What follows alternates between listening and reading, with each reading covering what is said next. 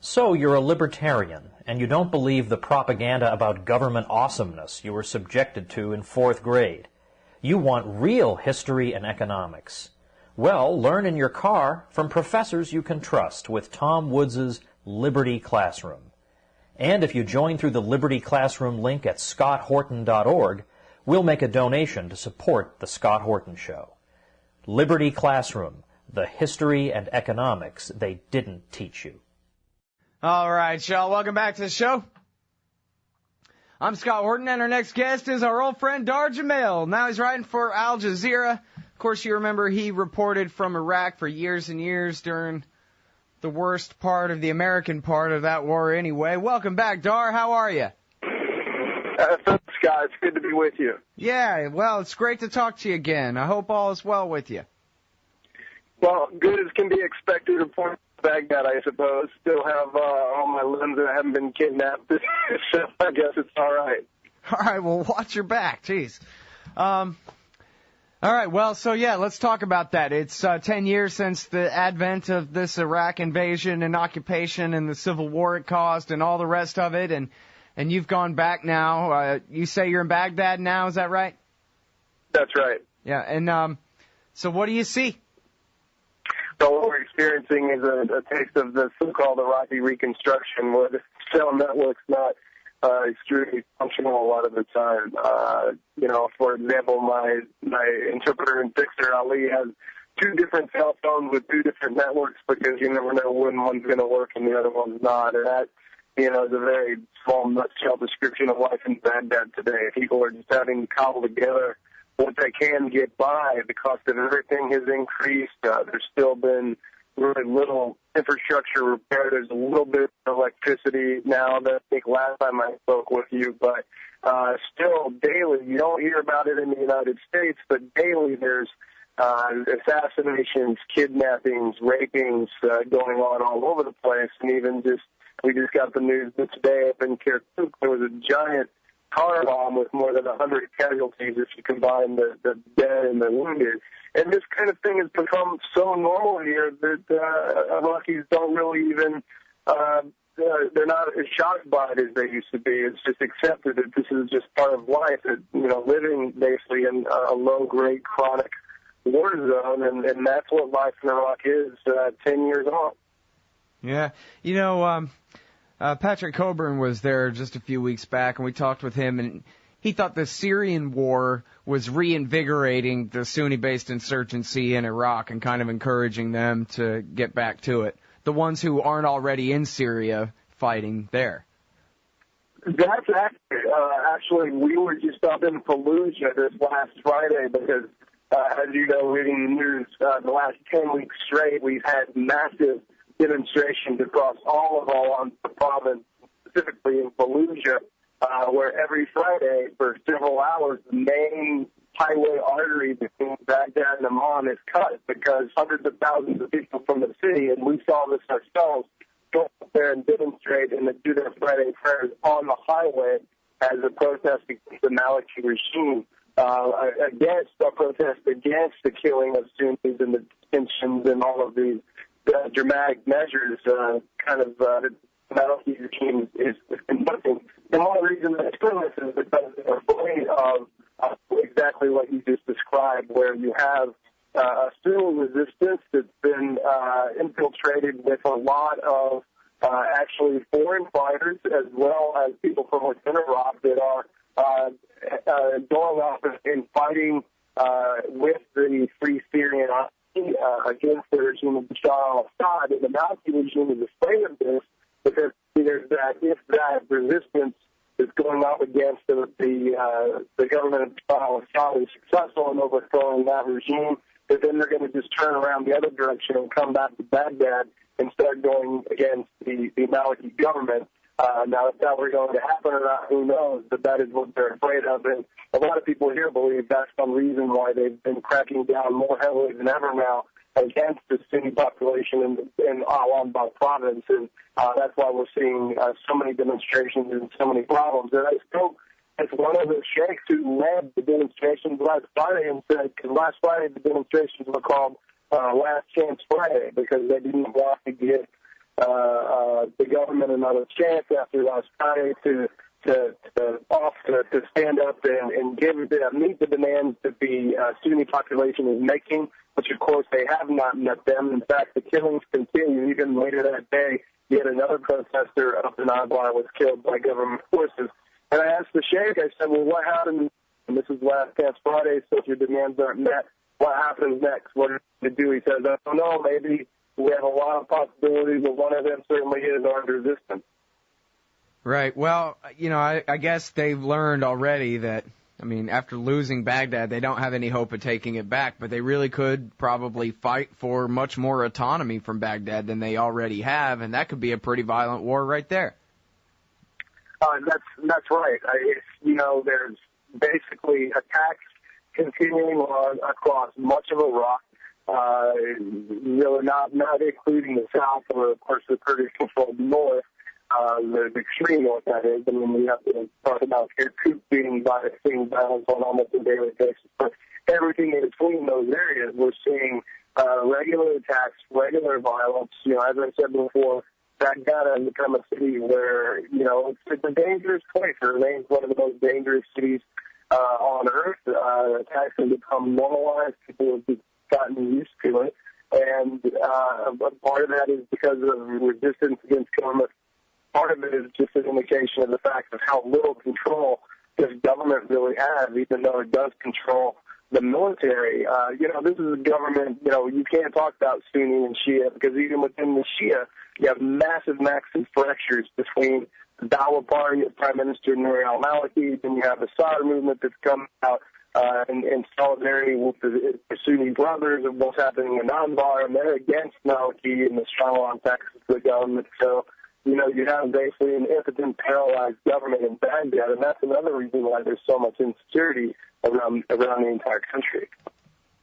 Now, on that, are you talking to people about those politics, and do you think that there could be a future Sadr-Sunni alliance against the Dawa party? Because, the last time that they proposed that was before the real worst of the Civil War.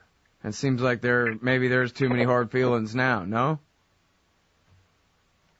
Well, it's a lot, there's a lot of that, a lot of old grievances around harm done in the past and transgressions and violence, but, the political landscape is so volatile right now, and fevers are running so high, and the control of the government in so many areas is so tenuous, that, anything really goes. It's funny where, I think the biggest contrast we can point to is back in the extreme high of the sectarian violence of 2006 and 2007, when you literally had the Dahr al-Sadr's Mahdi Army militia going around literally hunting down and killing Sunnis. And then now, fast forward 5 years, 6 years later, and you have Dahr al-Sadr coming out in solidarity with his Sunni brothers up in al-Anbar province, and, making threats against the Maliki government. So, things change sometimes quickly, sometimes slowly, but right now, it's such an extreme situation that it's not going to be a surprise to really see, things kind of coming back around to where back when I was in 2004, at the height of the resistance against the U.S. military occupation, when you had Fallujah kicking off, you had the Dahr al-Sadr militia army battling the Americans both in Saudi City as well as down in Najaf in 2005. And we're seeing these forces starting to come together again, and it's a very tenuous time. And absolutely, the war in Syria is having a dramatic effect already, coming over into the borders of Iraq. We saw the Syrian soldiers killed the other week, where 40-something of them were killed in one go. Mm-hmm. So different alliances are being made, and one thing that is for sure is the resistance in Iraq has become far more radicalized than it was when I was here in 2004, 2005, even just in 2009 when I was here. But it's become very radicalized. Again, another big part of this is blowback, where the U.S. is once again funding and arming and backing a resistance in Syria going up against Assad. And these are radical extremists, and the U.S. is acutely aware of this. They're not going to announce that out in the open, but they know what's going on. We're basically seeing a redo of the Reagan policy in Afghanistan and the 80s, which created al-Qaeda. And we're seeing that happening, and that's what we're seeing spill back over into Iraq as well. Yeah, well, and the Democrats, Dahr, this is part of their plausible deniability, is that they're the first ones to tell you, right there in the New York Times, that the insurgency in Syria is indistinguishable from al-Qaeda in Iraq. That's who it is. And so therefore they're on the terrorism list, and we're not helping them. While at the same time, all 7 billion people on Earth know, because it's also right there in the New York Times, that America, the CIA is leading and coordinating the Saudi, Turkish, Jordanian, Qatari help and arming and financing these exact same rebels. And you talked about that massacre or that attack that took place across the border. Nouri al-Maliki, the sock puppet America put in power there, came asking the Americans, hey, we want counterterrorism help against these guys that you're backing in Syria who are now attacking, who are our old enemies, al-Qaeda in Iraq, who are now attacking on this side of the border. It's the most ridiculous thing. It's like a Dr. Seuss book or something. It's absolutely crazy. Well, that's absolutely right. And, the hypocrisy and the contradictions from the mouths of the politicians in the U.S., I mean, at least they're consistent, right? I mean, that really hasn't changed. And then, of course, they act surprised when the unpredictable results come to pass. And the thing I just want to come back to is that all of this is playing out once again from the perspective of Baghdad at the expense of the Iraqi people. This is a situation here where there's not a normal life. They simply want peace and security and stability just like the rest of us. And that, while people in the United States have decided to turn their TV sets off or switch the channel, and certainly that's been aided and abetted by the mainstream media that's, ignored what's happened in Iraq and, of course, denied any U.S. culpability. And, of course, nobody's talking about bringing people in the Bush administration up in front of the ICC or enforcing any kind of international law, or certainly U.S. law and real reparations for what was done to the country here. But, Iraqis don't have that option. They live here, and then most of them can't leave, and they're trying to make the most of the situation. But, life is a challenge here on a daily basis. And I am just amazed being here at the civility of the Iraqi people. The average person you run into here is far more humble and gracious and civil to you and to one another, despite all of these hardships. 10 years of hell, basically, since the invasion, coming on the heels of 13 years of the most dramatic economic sanctions in modern history. And yet this civility is maintained. And I can only imagine if something like this were to befall people in the United States, what that would look like. And I think it's imperative now that we're at this 10-year anniversary that people remember this and people remember the outrage that happened when the war started, despite the wishes of the American people. And people need to understand that Obama was simply following a page out of the Bush playbook. Oh, no, did we lose you? Oh, I was hoping he just cut out for a second there. All right, well, hang on a sec. I'm going to call him back because we still got a few minutes here. All right, no dice. Unfortunately, we have lost Dahr Jamail. I can't get back a hold of him. So that's okay, because you know what? I'm going to have good old Dahr back. Man, I really want to ask him. His most recent article, at least, let me talk about this for a minute. It's called IDPs, Finding Little Refuge in Iraq. Hey, y'all, Scott Horton here, inviting you to check out WallStreetWindow.com. It's a financial blog written by former hedge fund manager Mike Swanson, who's investing in commodities, mining stocks, and European markets. Wall Street Window is unique in that Mike shows people what he's really investing in and updates you when he buys or sells in his main account. Mike thinks his positions are going to go up because of all the money the Federal Reserve is printing to finance the deficit. See what happens at WallStreetWindow.com. And Mike's got a great new book coming out, so also keep your eye on WriterMichaelSwanson.com for more details. Hey ladies, Scott Horton here.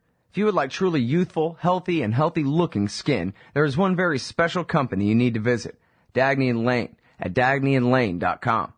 Dagny & Lane has revolutionized the industry with a full line of products made from organic and all-natural ingredients that penetrate deeply with nutrient-rich ionic minerals and antioxidants for healthy and beautiful skin.